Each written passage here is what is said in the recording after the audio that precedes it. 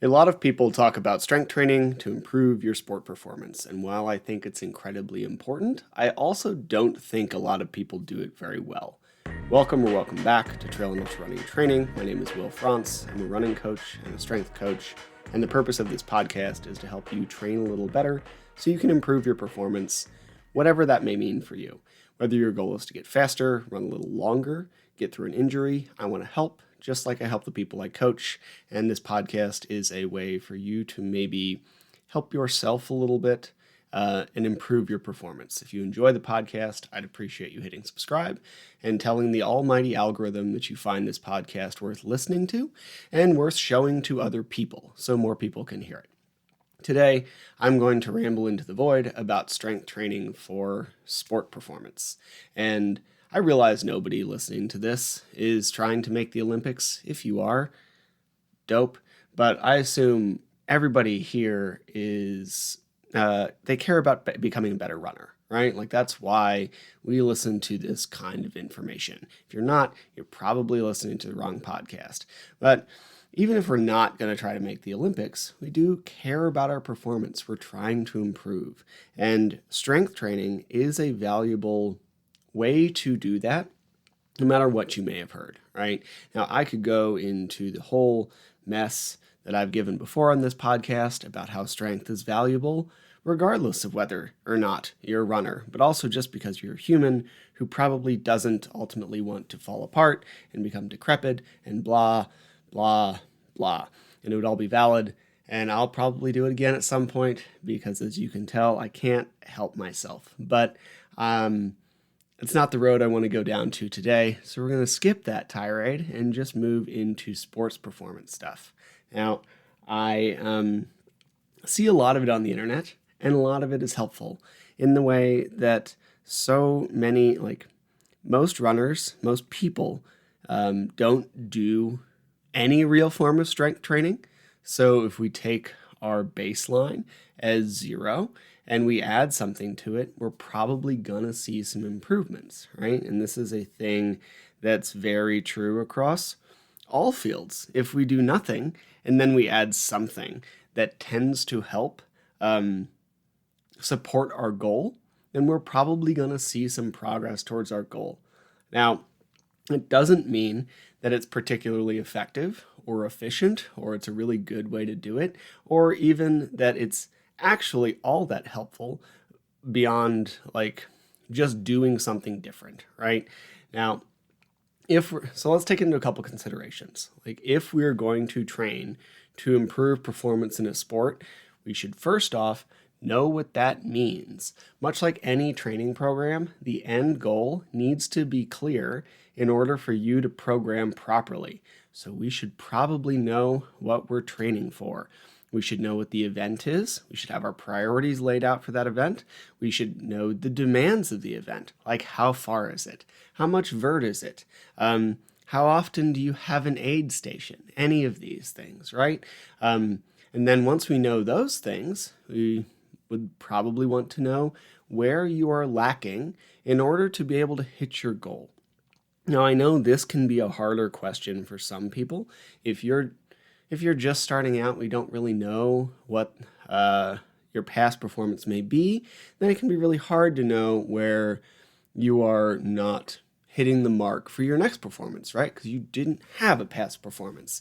But that is information in and of itself, and that you just don't have any data to go off of, and we probably just need to get better at all the shit, right? Now, if we have done something in the past, let's say you've run a bunch of marathons, and you keep tapping them out at like 3:05, 3:10, all the paces that are a lot faster than I can run, and you want to break that 3 barrier, and we just don't know how to do it, then we need to figure out what exactly is missing, right? Is it a top-end speed thing?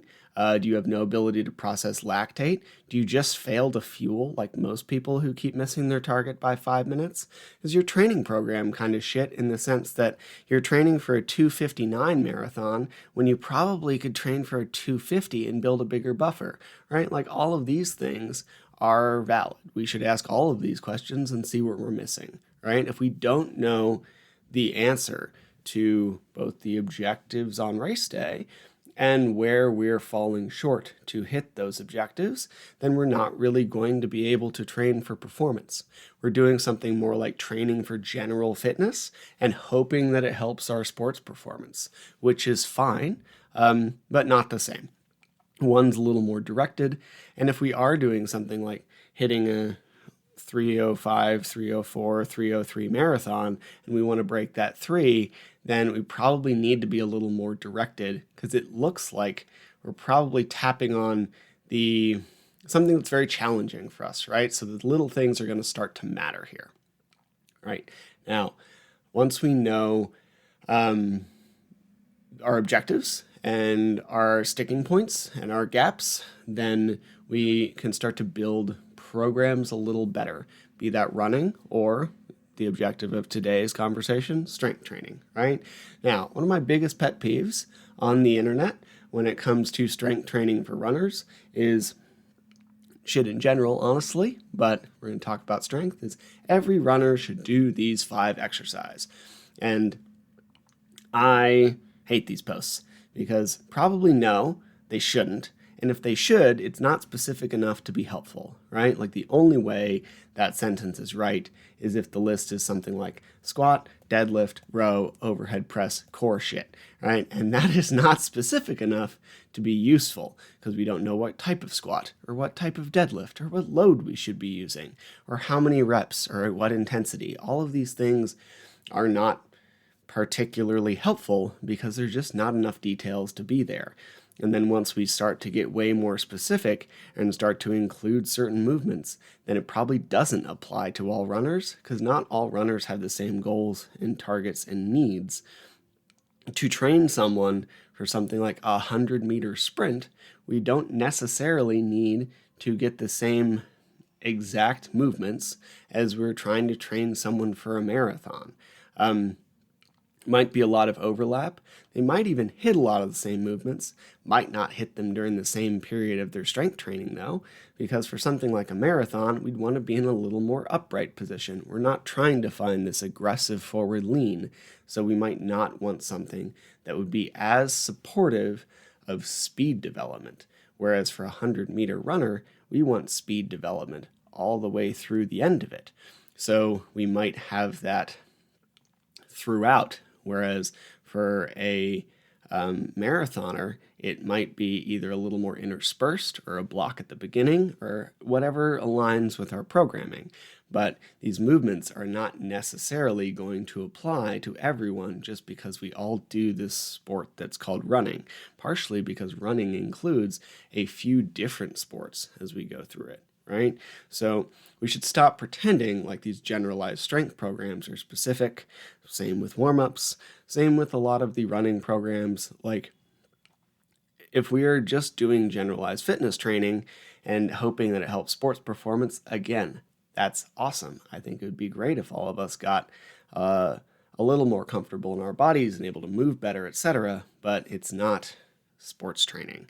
And they're importantly different. Now, once we know all of the stuff that we need to do and what we're trying to achieve, like we can really design a training program, right? Another thing that I tend to see on the internet is wrong is like strength training for runners should look like running, which maybe, but it probably doesn't mean what most people think that sentence means, right? This is usually used to justify a couple things. 1, 0 upper body work, which just isn't correct.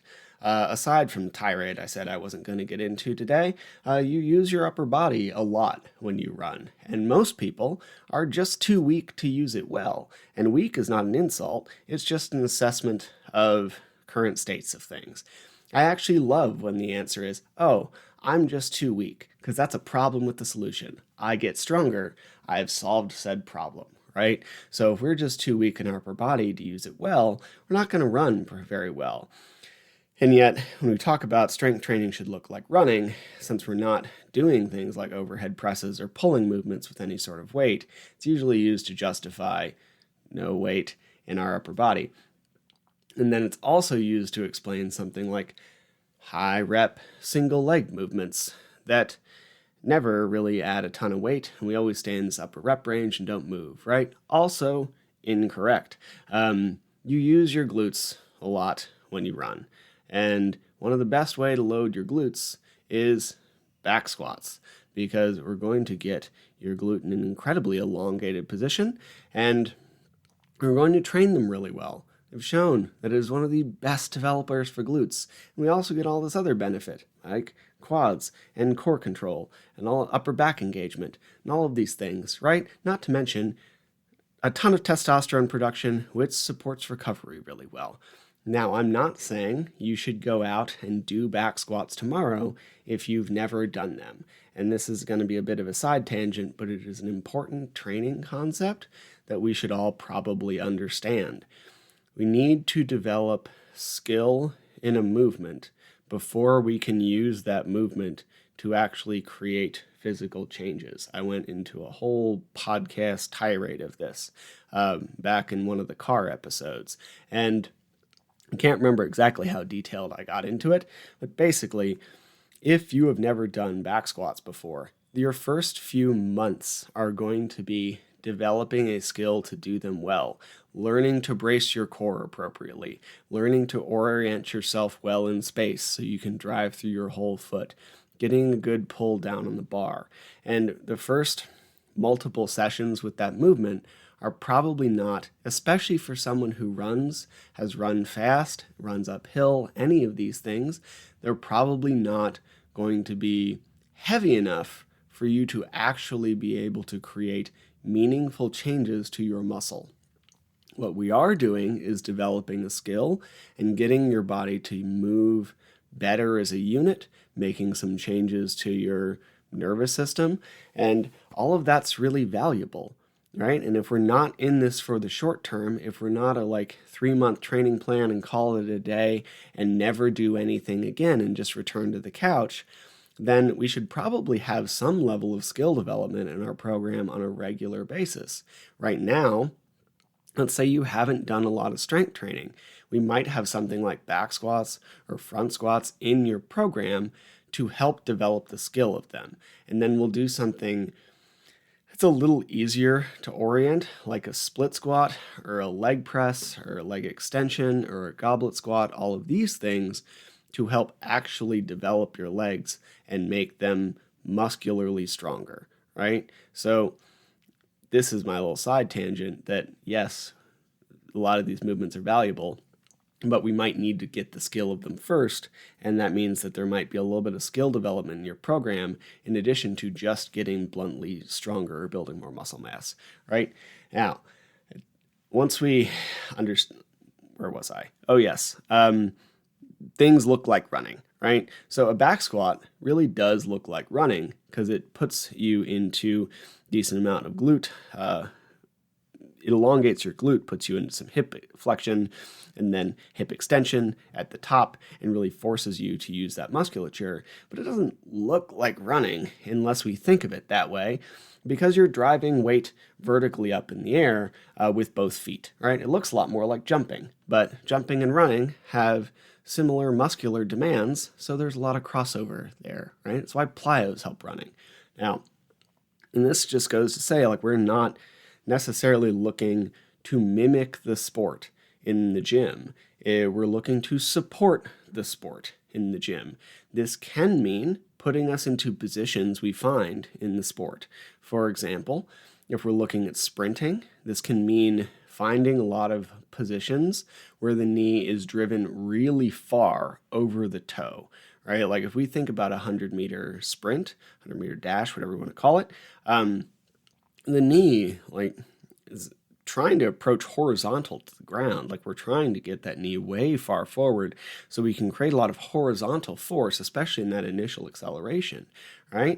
And we're going to get we're going to aim for a lot of that patterning, especially early on in our strength training, to help improve that positioning and that muscular engagement to find that support, right? Now, if we're looking at something more like distance running, we might not be trying to get that knee quite as far over the toes unless we're in a speed phase, right? But all of these things, yes, it doesn't necessarily look exactly like running, but this is where we might see it mimicking a bit or finding the same positions and putting them under load, so we find that extra stress. Now, strength training for sport can also mean building deficiencies that we don't often get in the sport, or the deficiencies that we get by doing our sport, but if we fix them, they can help us move better. A good example is some of the upper body stuff I mentioned earlier. If you are stronger in your upper back, then you can get a better arm swing, which results in a higher level of stability and power. All right, and this might be something like a chest-supported row or a one-arm dumbbell row, depending on what you need and how your scapula move. But if we, again, take example of sprinting, you can tell I just spent time at a conference on sprinting. They have a lot of backwards elbow drive, right? They need a lot of engagement in their upper back.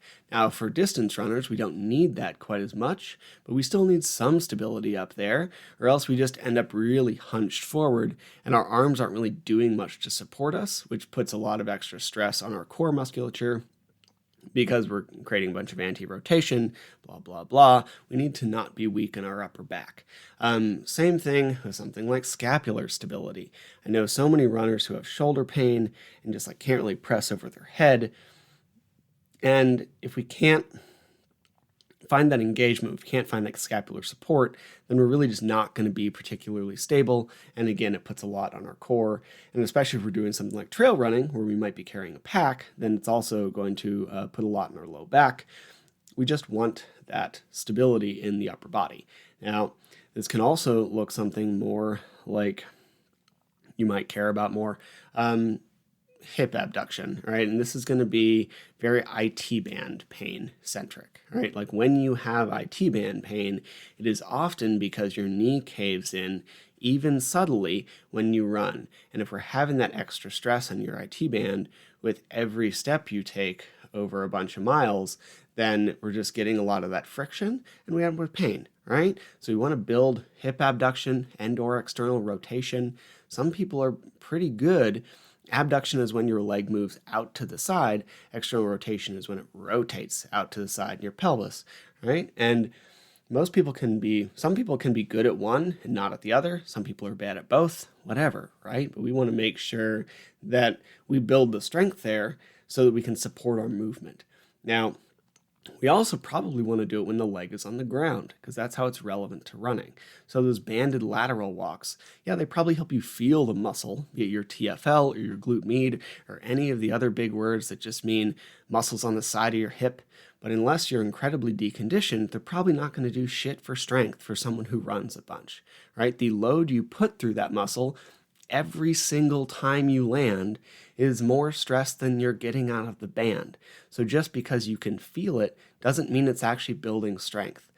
It might be good for a warm-up. I absolutely have people do lateral tube walks or a side-lying banded clamshell. You can look it up on YouTube. It's on my YouTube, to help find those muscles and remind them that they need to do their damn job while you're running. But that's about all they're going to do. You run up mountains. You run fast for marathons. You do sprinting stuff. It's probably the rubber band around your knees is probably not going to actually build strength, right? It's not going to build strength unless you're in a rehab situation, which is where these exercises tend to shine.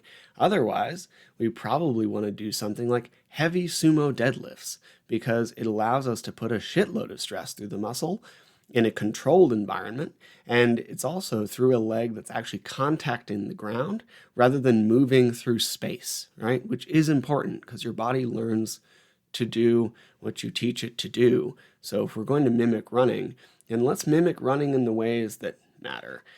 Now, finally, the goal, I would say, of lifting as an athlete is probably to get stronger, if I were going to put it simply. There's a lot of stuff. Build stability, build mobility, and also to get stronger. None of these things necessarily say put on muscle, right? Yes, you might need to put on some more muscle, but it's very possible we just need to learn to be stronger, which are not necessarily the same thing.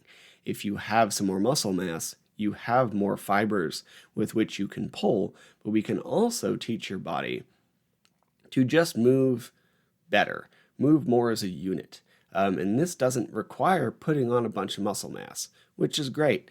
Not because I think runners should be small. If you've listened to me for any real length of time, you know I don't give a fuck about that. But instead, because getting stronger is often nothing more than a result of learning to move better, which takes a lot less time than building muscle. You really can't rush muscle development. It takes time. And if you just eat more and train harder, you're just probably going to end up either injured or putting on extra body fat, which, again, I don't care that much, but it doesn't actually help our end goal, right? Muscle development will happen kind of at the rate it happens. You can make it happen to the edge of what you're capable of doing, but it's not a thing that you can oh, I just did this secret trick and put on 5 pounds of muscle in this month. You're not going to do that, right? Unless you're very new. Now, depending on your age, sex, genetics, it can take a long time, but you can probably get stronger in just a few weeks by teaching you and your body and your nervous system to work better as a team. And that matters because the way people tend to talk about lifting online is geared towards hypertrophy. If we don't know what my hypertrophy means, it means growing muscle or getting big, right? The way we often want to lift as athletes doesn't necessarily lead to that, right? So if we look up something like Bulgarian split squats from a fitness influencer, if you don't know what a Bulgarian split squat is, it is your feet are separated front to back and the back foot is up, either on a box or a bench, and almost all of your weight, like 80% plus, is in that front foot.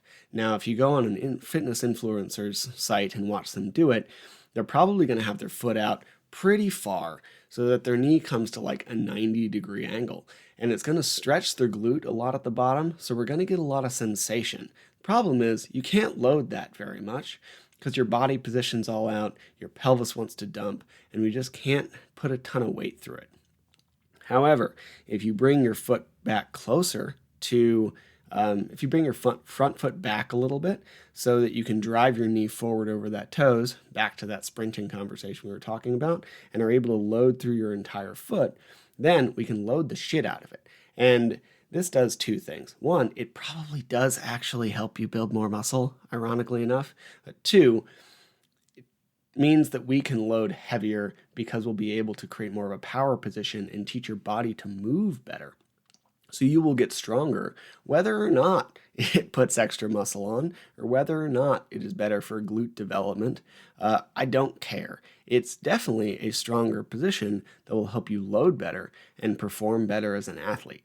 Right? So if we look up things from fitness influencers who are trying to feel the muscle and build a lot of engagement and all this stuff, they might just be teaching you to do an exercise in a way that's not necessarily wrong, just not really built to your end goal, right?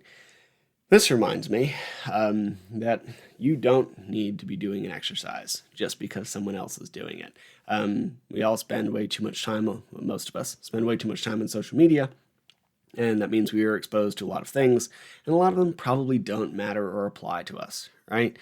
Someone else doesn't need to do an exercise just because you're doing it, especially if you have performance goals and the person in question has something like fat loss goals, right? Like these are going to be somewhat diametrically opposed a lot of the time because one requires a calorie surplus, the other requires a calorie deficit, and we're just not really looking for the same shit, right? So if you are someone, for example, who is lifting once or twice per week, and you are able to squat, and you are able to deadlift, and you are able to do these things fairly well, then you probably never need to do something like a hip thrust ever, outside of maybe movement prep.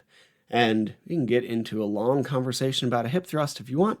Very short version is it doesn't develop a lot of muscle. It doesn't develop a lot of power. It certainly doesn't develop as much as the other two. There are people who will disagree with me on this.